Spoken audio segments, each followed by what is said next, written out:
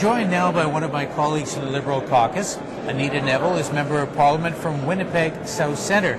And Anita, you've got a lot to say on the issue of human rights, which is particularly important right now because the federal government just took credit for opening up this big museum in Winnipeg, obviously in your neck of the woods. Now, it's a bit controversial because it sounded like Mr. Harper went to Winnipeg and said, guess what, this is all our idea, but that's not exactly right, huh? It's certainly not right, Garth. Thank you for the opportunity. This Canadian Human Rights Museum was the brainchild of the late Izzy Asper. Mr. Asper was successful in engaging Mr. Chrétien in the idea, and Mr. Chrétien committed $30 million to the project. Once he left office, the Asper family, and Mr.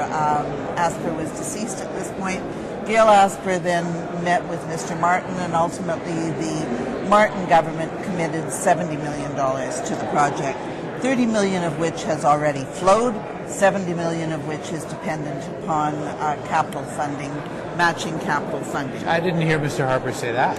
I didn't hear Mr. Harper say that either. And I was able to get in. I was allowed into the announcement, Garth. Why weren't you invited in? We weren't invited in. We weren't acknowledged.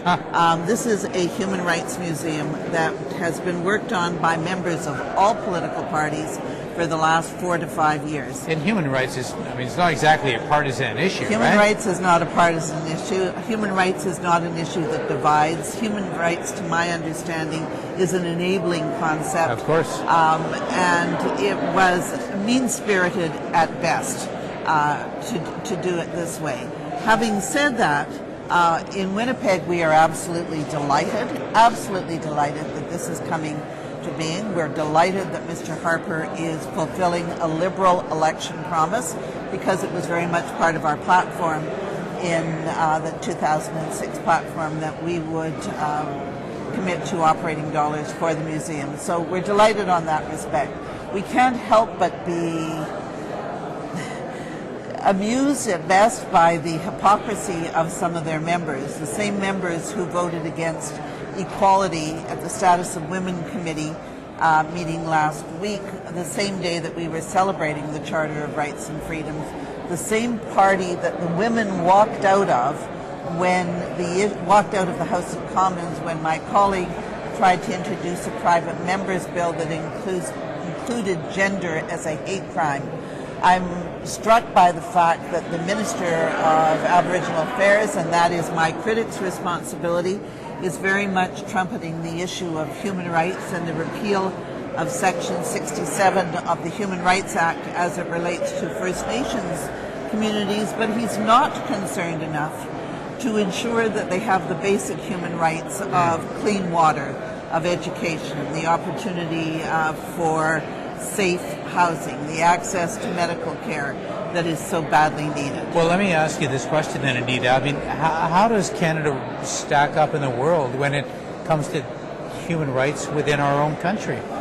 Well, we've certainly been criticized by international agencies, and one of the most recent examples is the Declaration on the Rights of Indigenous People. Yes. The previous government had endorsed it. Indigenous peoples around the world have been working on this for 20 years. Not only did this government not endorse it, but they actively lobbied against it at the UN. We have been criticized internationally by our treatment of Aboriginal people, by our lack of willingness to meet some of the issues related to women. And this government can't put on a dress without putting on the underpinnings of it.